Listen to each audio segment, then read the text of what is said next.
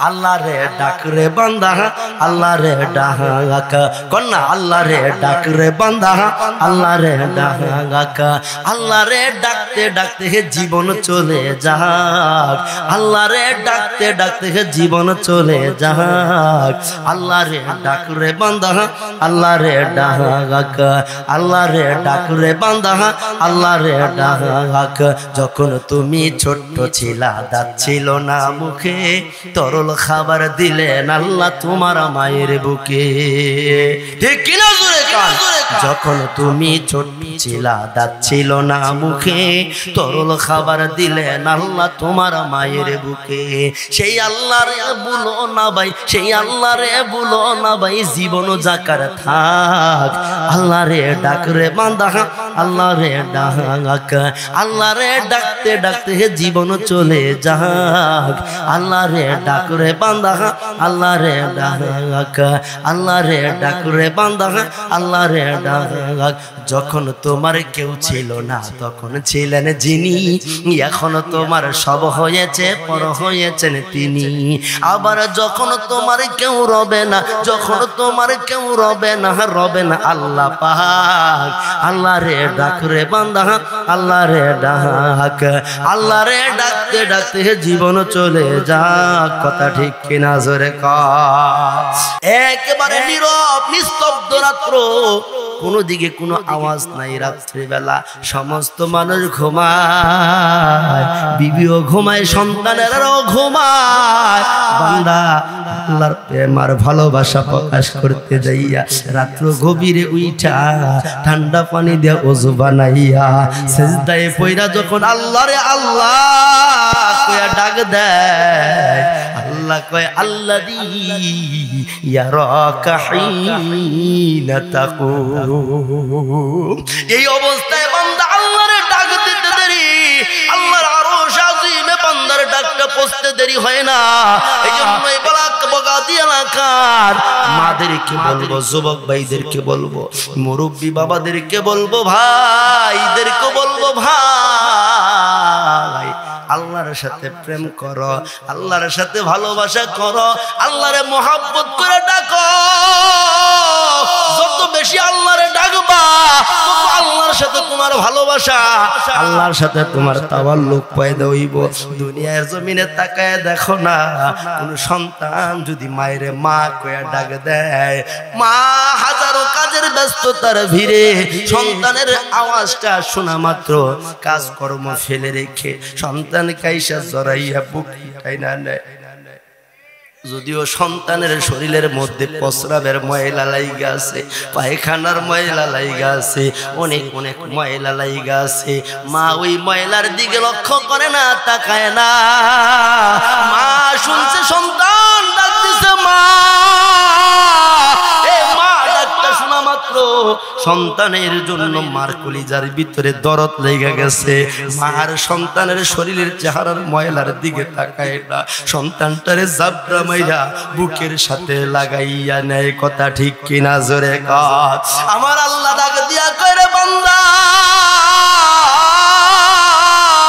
দুনিয়ার একটা মার চাইতে আমি আল্লাহর দয়া কোটি কোটি গুণ বেশি বান্দারে তুমি যখন গুনার বোঝা মাথায় লইয়া আমি আল্লাহরে মায়া করে আল্লাহ কইয়া একটা ডাক দাও আমি আল্লাহর রহমতের দরিয়ার মধ্যে জোশ হইটা যায় আমি আর সহ্য করতে পারি না বান্দা কত গুনাহ করছো গুনার দিকে তাকাই না মা যেমন সন্তানের শরীরের ময়লার দিকে তাকায় না আমি আল্লাহ বান্দার গুনার দিকে তাকাই না বান্দা ডাক দিতে দেরি বান্দারে মাফ কইরা দিতে আমি আল্লাহ দেরি করি না কন্যা সুবহানাল্লাহ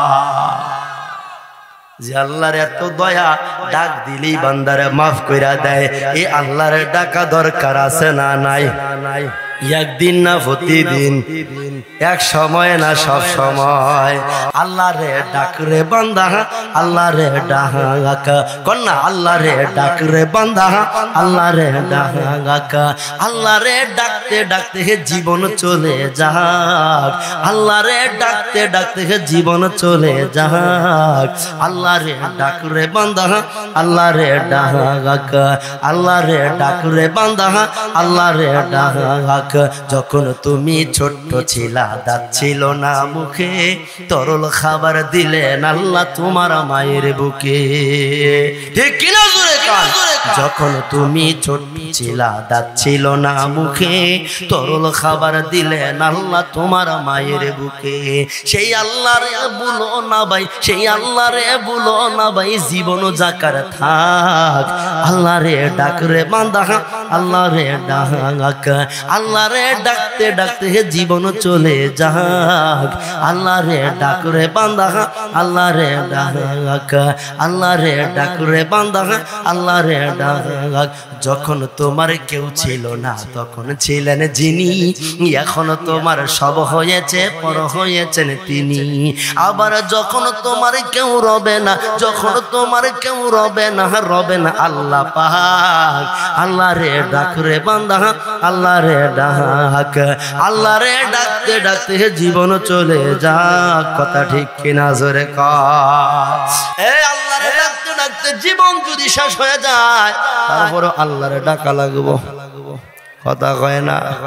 তোমার জীবনের শেষ আওয়াজটা যদি আল্লাহ, জীবনের শেষ আওয়াজটা যদি জবান দিয়া আল্লাহ বাইর হয়, আল্লাহর আওয়াজটা যদি তোমার জবান দিয়া জীবনের শেষ শব্দটা আল্লাহ বাইর হয়, রহমতের নবী কয় জীবনের শেষ বাক্যটা যার আল্লাহর জিকির বাইর হবে, আল্লাহর আলোচনা, আল্লাহর নাম যার জবান দিয়া বাইর হবে, এই মানুষটা মরতে দেরি 10 দুনিয়ার সমান জান্নাতের মেহমান হইতে দেরি হবে না।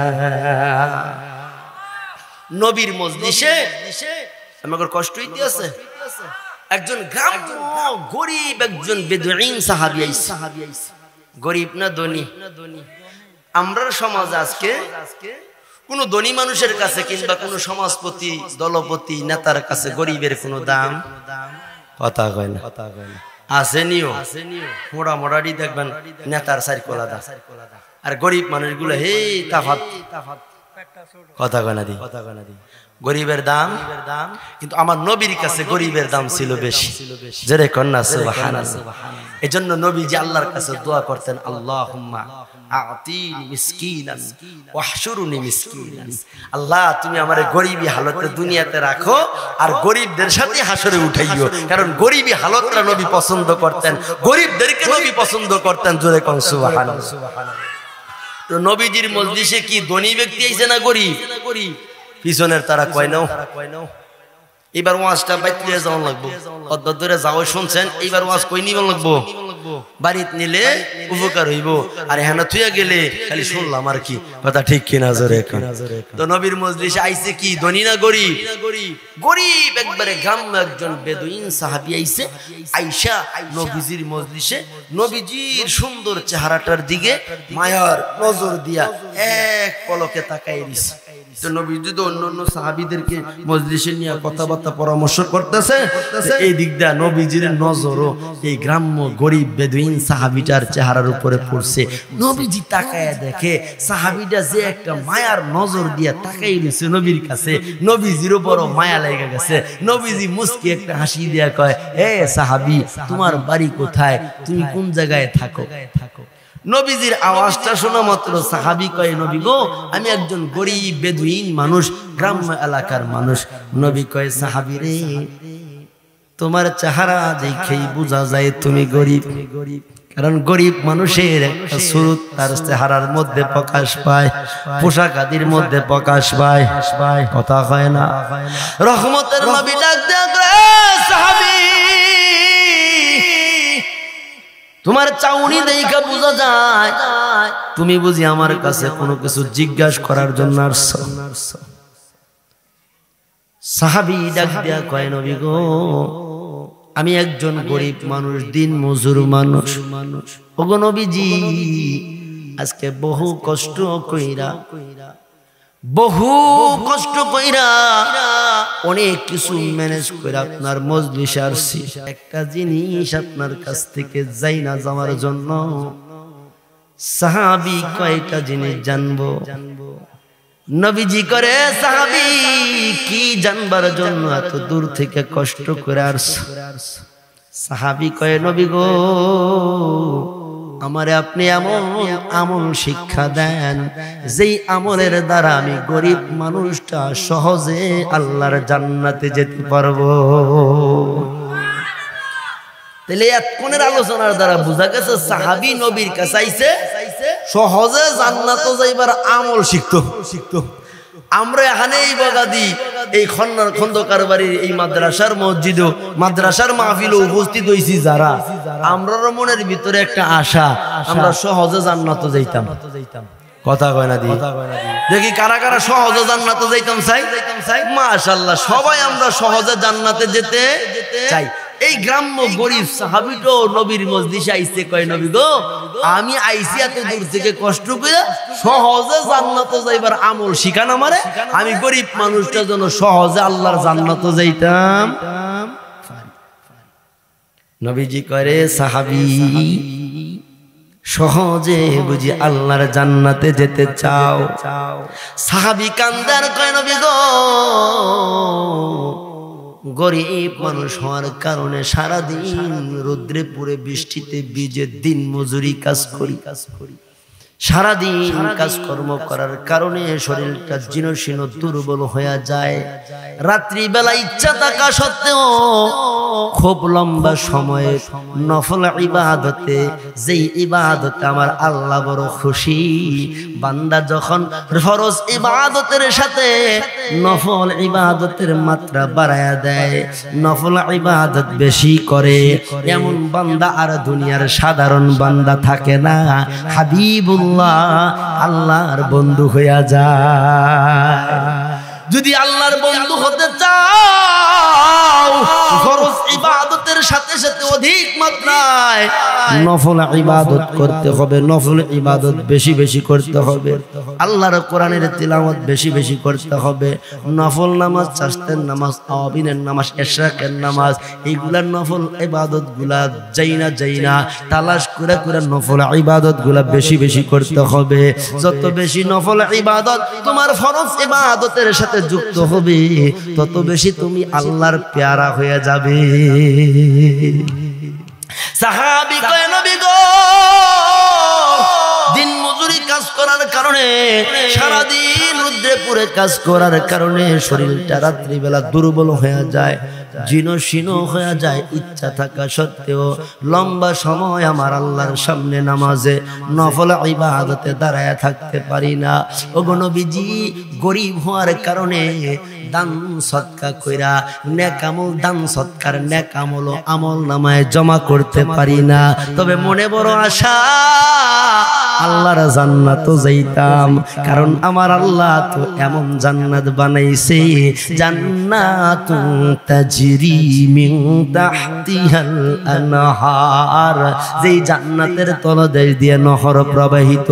শুধু তা না, যে আয়াতে কারিমা তিলাওয়াত করছি, আয়াতের ভিতরে আল্লাহ বলেন ইন্নাল্লাযীনা আমানু ওয়া আমিলুস সালিহাতি লাহুম জান্নাতুন নাঈম।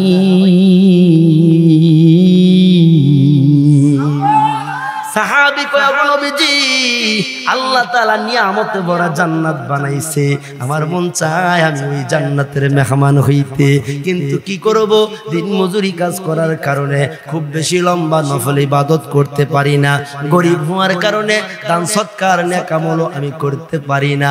গো নবীজি, আজকে বহু কষ্ট কইরা আপনার মজলিসে আসছি, আপনি আমাকে এমন কিছু আমল শিখায়া দেন যে আমলগুলা করলে পরে আমার মতো গরিব মানুষটা সহজ আল্লাহর জান্নাতে যেতে পারবো। কন্যা সুবহানাল্লাহ।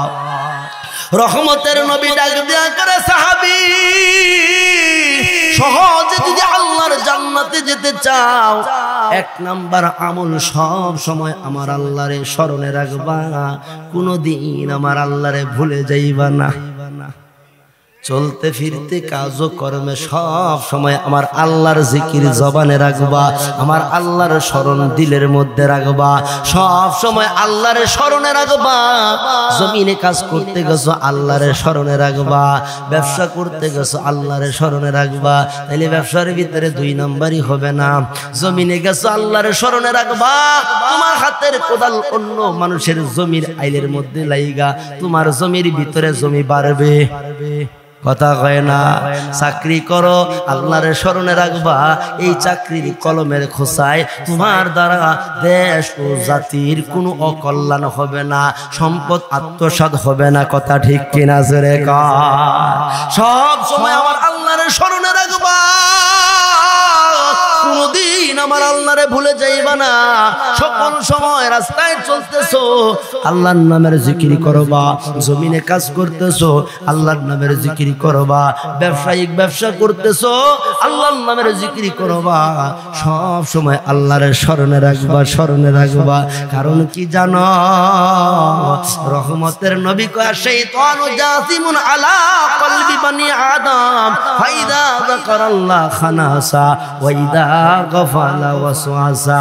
বান্দা যখন আল্লাহর নামের জিকির করে, যতক্ষণ সে আল্লাহর স্মরণে থাকে, আল্লাহর জিকিরে থাকে, শয়তান অন্তরের ভিতরে কোনো কুমন্ত্রণা সৃষ্টি করতে পারে না, ওয়াসওয়াসা দিতে পারে না, শয়তান মুক্ত থাকে, অন্তরটা কলবটা শয়তান প্রভাবিত করতে পারে না।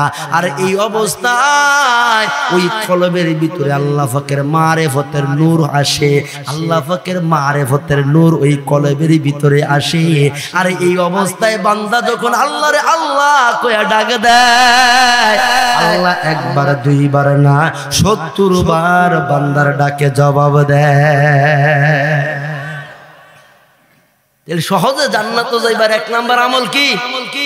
আল্লাহর স্মরণে রাখবা, আল্লাহর নামের ডাকাডাকি করবা, আল্লাহর জিকির করবা, হর হালতে আল্লাহর জিকির করবা, হর হামেশা আল্লাহর জিকির করবা। আমার মাদেরকে বলবো, এই বগাদি এলাকার মাদেরকে বলবো, মা তুমি চুলাতে রান্না করতেছো, চুলার পার বসে বসে আমার আল্লাহ আল্লাহ নামের জিকির করো। তুমি উঠান ঝাড়ু দিতেছো, আল্লাহর নামের জিকির করো। তুমি আনাজ করতেছো, মাছ করতেছো, আল্লাহর নামের জিকির করো।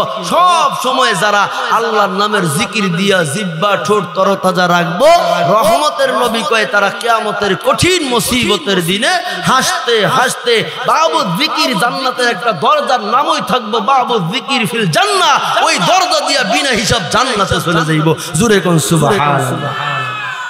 জান্নাতে যাওয়া সহজ না কঠিন? কথা কয় না। এই গরিব সাহাবী আইছে কি কঠিনে জান্নাতে যাইতো না সহজে? তো নবীজি সহজ একটা আমল শিখাইছে, সব সময় আল্লাহর স্মরণে রাখবা, কোনদিন আমার আল্লাহরে ভুলে যাইবা না, তাহলে সহজে আল্লাহর জান্নাতে চলে যাইবা। জোরে কোন সুবহানাল্লাহ। আবার সাহাবীকে নবীজি বলে দ্বিতীয় আর একটা আমলের কথা বলেন। নবী কয় রে সাহাবী, সব সময় আল্লাহ যতদিন হায়াতে জিন্দা রাখবো আমার আল্লাহর গোলামি করবা, কোনদিন নাফরমানি করবা না। সহজে জান্নাতে যাওয়ার 2 নাম্বার আমল হলো আল্লাহর গোলামি করবা, কোনদিন নাফরমানি করবা না।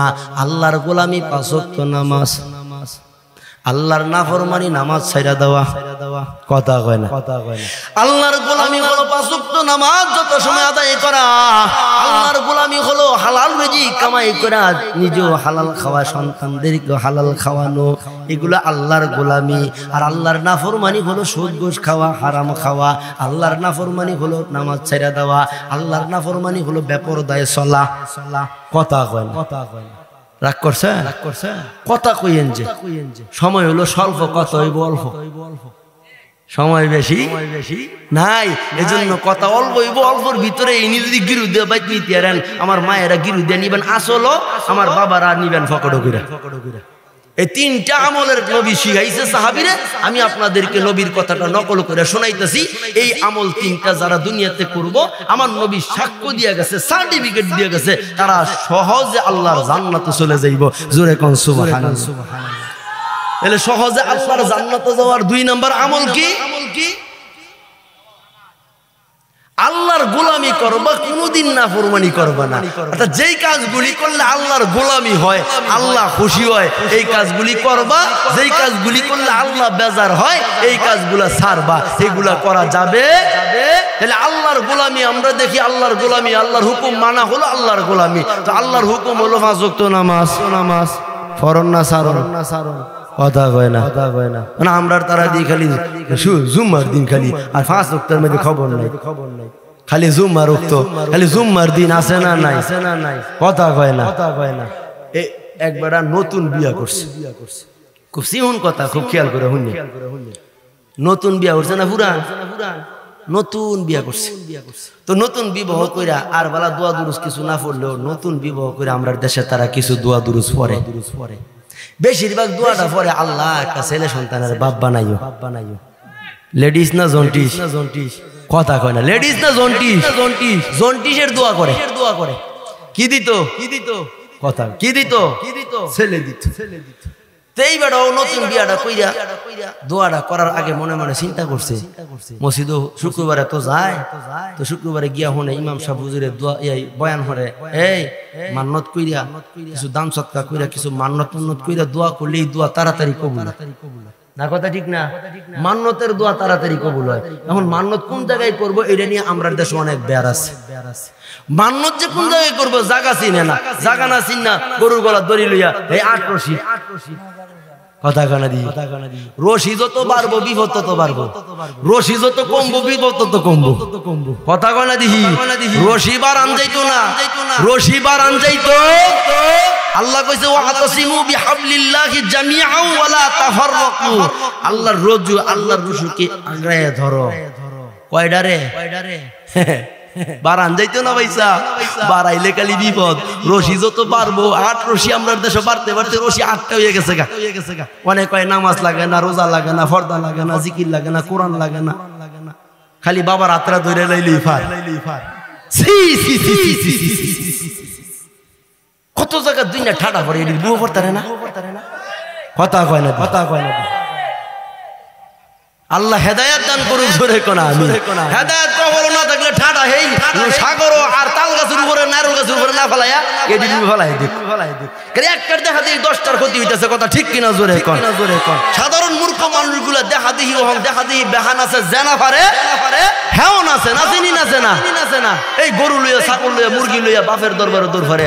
অথচ আল্লাহ সমস্ত ক্ষমতার মালিক, আল্লাহ সন্তান দেওয়ার মালিক, আল্লাহ সম্পদ দেওয়ার মালিক, আল্লাহ সুখ শান্তি দেওয়ার মালিক, সবকিছুর মালিক কে? কোনো দিকে দৌড়ান যাইতো না, আল্লাহর কাছে চাইতেইব। আল্লাহ যেই দিকে যেই কাজে খরচ করার কথা কইছে এই কাজে খরচ করে, নেক কাজে খরচ করে আল্লাহর কাছে দোয়া করো। দিবেন কে? তো এই বেড়ায় মনে মনে চিন্তা করে লাইছে যে মান্নত করে কইলে যখন দোয়াটা তাড়াতাড়ি কবুল হয়, হুজুর কইছে ইমাম সাহেব, তো মান্নতরা কইলে ওই দোয়াটা করি। তো মান্নত কি করছে, যদি আল্লাহ একটা ছেলে সন্তান দেয় তো ওই ফির সাহেবের মুরিদ তো হ্যাঁ, ফির সাহেবের হ্যাঁ 1 সন্ধ্যা ভাত খাওয়াইতো, ফির সাহেবের দাওয়াত 1 সন্ধ্যা ভাত খাওয়াইতো। এই দোয়াটা কইরা লিস।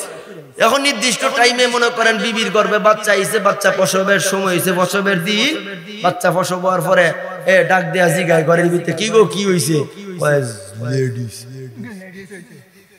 কি হইছে? বেড়ার কি মেজাজটা নরম না গরম?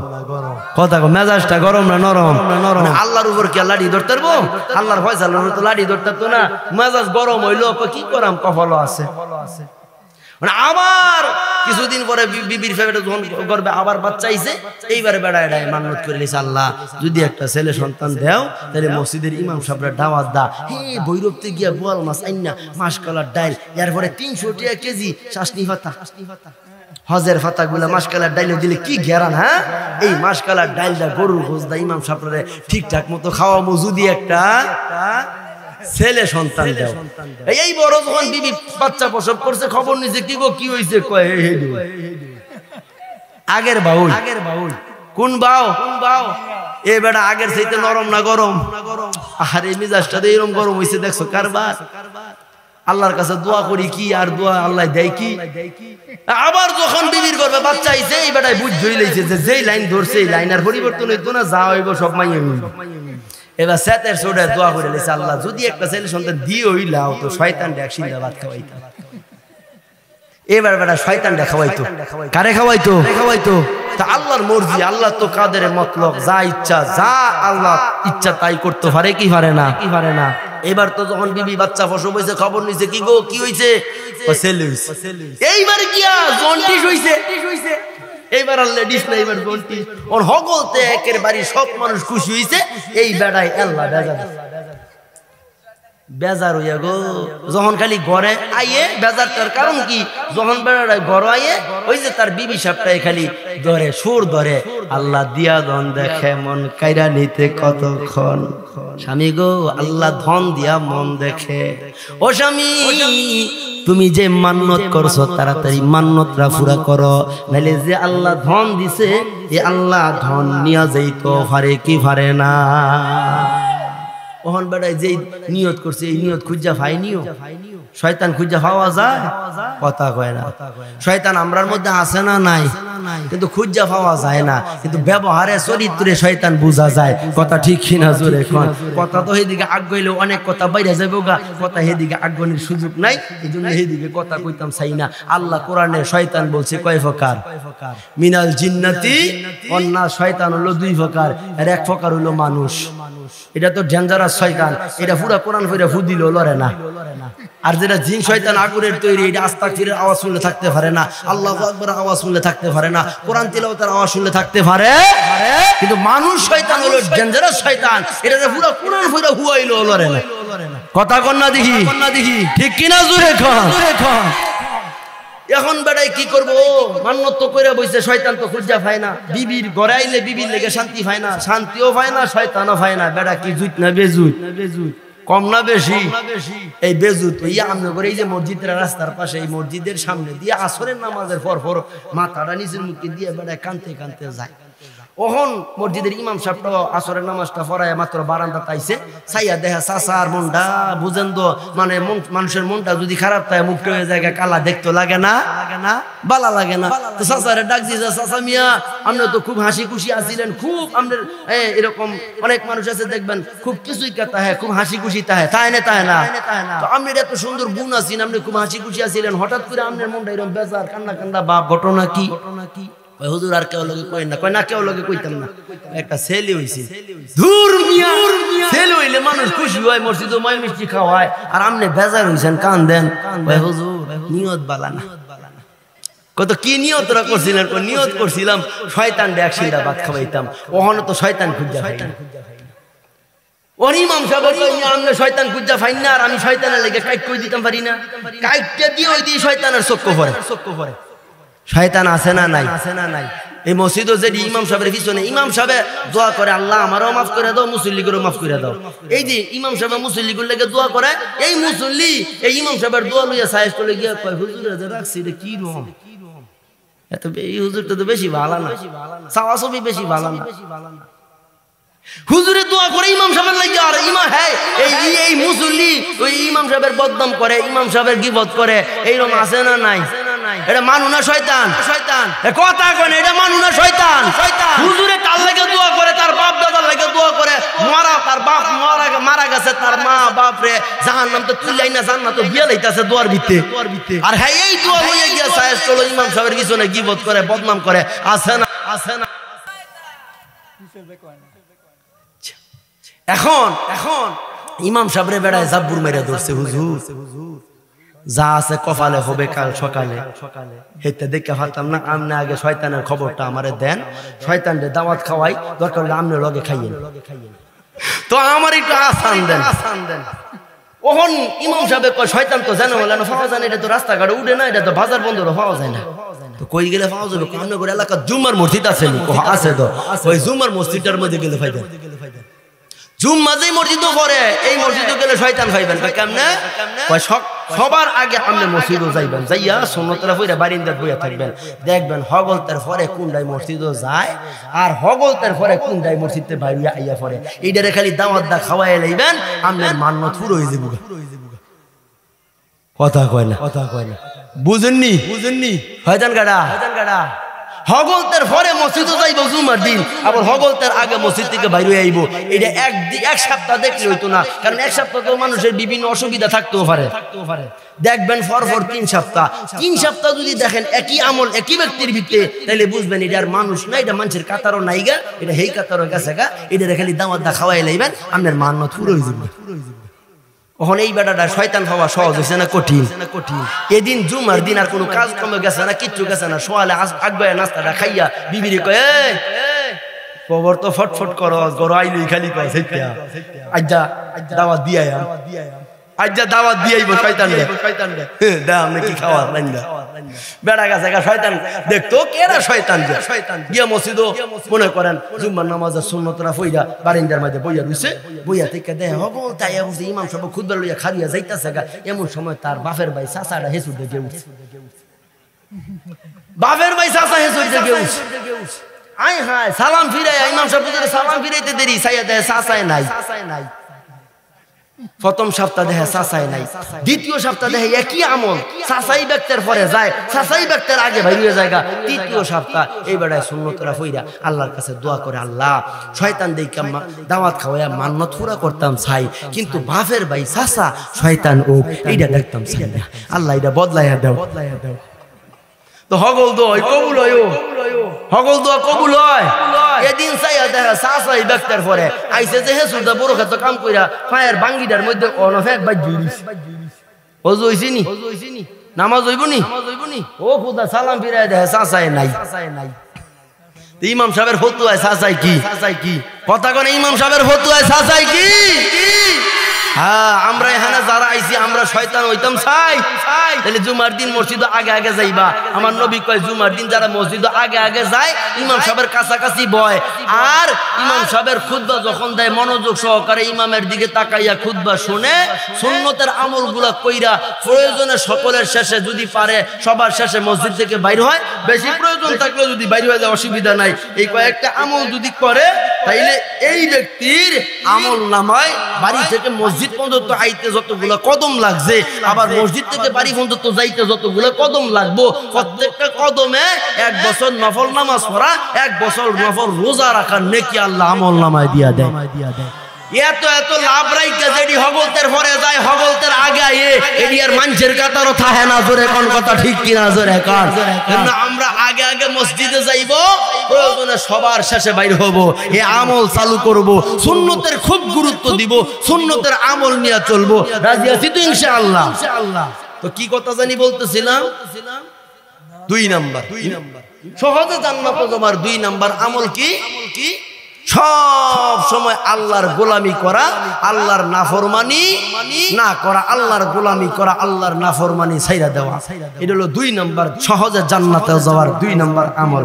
3 নাম্বার আমল আমার নবী কয়, আরে সাহাবী সহজে যদি আল্লাহর জান্নাতে যাইতে চাও, 3 নাম্বার আমল হলো আমার আল্লাহ যত নিয়ামত তোমারে দান করছে, মাথার চুল থেকে শুরু করে পায়ের নখ পর্যন্ত প্রত্যেকটা কার দেওয়া নিয়ামত, এগুলার কোনো তুলনা হয়? এগুলার কোনো মূল্য দুনিয়ার কেউ দিতে পারবে? এখন যদি বলি ভাই আল্লাহ যে দেখবার জন্য আপনার সুন্দর সুন্দর 2টা চক্ষু দান করেছে, 2টা চোখের দরকার নাই, একটা চক্ষু খুইলা আপনি আমাকে দিয়া দেন, 1 কোটি টাকা দেওয়া হবে, কোনো মানুষ রাজি হবে না। কথা ঠিক কিনা? জোরে কর। কারণ আমার আল্লাহ এমন নিয়ামত দিছে যেই নিয়ামতের কোনো মূল্য হয় না, যেই নিয়ামত এত দামি নিয়ামত দুনিয়ার আর কোথাও পাওয়া যায় না। রহমতের নবী করে সাহাবী সহজে যদি আল্লাহর জান্নাতে যেতে চাও, আল্লাহ তোমার মধ্যে যত নিয়ামত দিছে সকল নিয়ামতের শুকর আদায় করবা, কোনোদিন কুফরি করবা না, কোনোদিন অস্বীকার করবা না, আল্লাহর নিয়ামতের শুকর আদায় করবা। হে যুবক ভাই, সুস্থ সুস্থতার যে একটা নিয়ামত আল্লাহ তোমারে আমারে দান করেছে। অসুস্থ মানুষটার কাছে যাও, বুঝবা সুস্থতা যে কত বড় নিয়ামত, কথা ঠিক কিনা? এই সুস্থতার নিয়ামত আল্লাহ দিছে কি করার জন্য? গাঁজা খাওয়ার জন্য, মদ খাওয়ার জন্য, চিন্তাই করার জন্য, মানুষকে কষ্ট দেওয়ার জন্য, আল্লাহর নাফরমানি করার জন্য না। না, আল্লাহ এই নিয়ামত দিছে আল্লাহর শুকর আদায় কইরা গোলামি করার জন্য, কথা ঠিক কিনা? জোরে কর। এজন্য মুসলমান আল্লাহর গোলাম, আল্লাহর জান্নাতে সহজে যাইবার জন্য নবীজি সাহাবীকে 3টা আমল শিক্ষা দিলেন। 1 নাম্বার, সব সময় আল্লাহরে স্মরণ করবা, কোনদিন আল্লাহরে ভুলে যাইবা না। 2 নাম্বার, আল্লাহর গোলামি করবা, কোনদিন নাফরমানি করবা না। 3 নাম্বার, আল্লাহ যত নিয়ামত দান করছে সকল নিয়ামতের শুকর আদায় করবা, কোনদিন কুফরি করবা না, অস্বীকার করবা না। সাহাবী এই 3টা আমলের কথা শুই না ডাকা দিয়া কয়, নবী গো, আপনার জবান থেকে সামি'না, আমি এই আমলের কথাগুলি শুনলাম, ওয়া আতা'না, মাইনাও নিলাম। ও নবীজি, আপনার কথা শুনছি, আপনার কথা মাইনাও নিছি। যেইভাবে আপনি বলছেন এ থেকে একটু অংশ বাড়াইব না, কমাইব না, যেইভাবে আপনি বলছেন এইভাবেই আমল করব। ও নবীজি, আপনি আমাকে বিদায় দেন। সাহাবী নবীর কাছ থেকে সালাম কইরা যখন বিদায় হয়ে যায়, রহমতের নবী ডাক দিয়া অন্য সাহাবীদেরকে বলে, রে সাহাবীরা, দুনিয়ার জমিনে যদি একজন জান্নাতি মানুষের চেহারা দেখা নিজেদের চক্ষু 2টা শীতল করতে চাও, আমার এই গ্রাম্য গরিব সাহাবীটার দিকে তাকাও। এই সাহাবী যদি এই 3টা আমল মাইনা নিয়া, আমল করার নিয়ত নিয়া মারতো, নবীজির দরবার থেকে বাইর হইলেই নবীজি জান্নাতের খুশখবরি দিতে পারেন। আমরা এই মজলিসে, এই খন্দকার বাড়ির মাদ্রাসার মাহফিলে যারা আসছি, আমরা যদি বাড়িতে 3টা আমল নিয়ে যাই এবং আজকে থেকে আমল চালু করি, তাইলে কি আল্লাহর নবীর জবানে আমাদের জন্য জান্নাতের খুশখবরি আসতে পারে কিনা? পারে কি পারে না? আল্লাহ কবুল করো, জোরে কোন আমিন।